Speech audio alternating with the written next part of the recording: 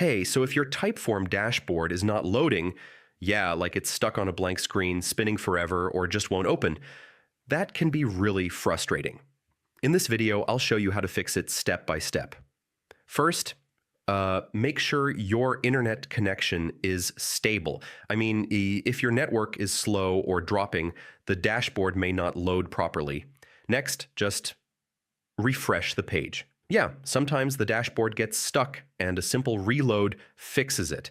Now, open Typeform in incognito mode. This helps you check if the issue is caused by cookies or extensions. Yeah, this one fixes a lot of issues. Clear your browser cache and cookies because old data can break dashboard loading. If you're using extensions like ad blockers or privacy tools, they might block Typeform scripts. Try disabling them and reload. After that, yeah, try opening Typeform in a different browser. Sometimes the issue is browser specific.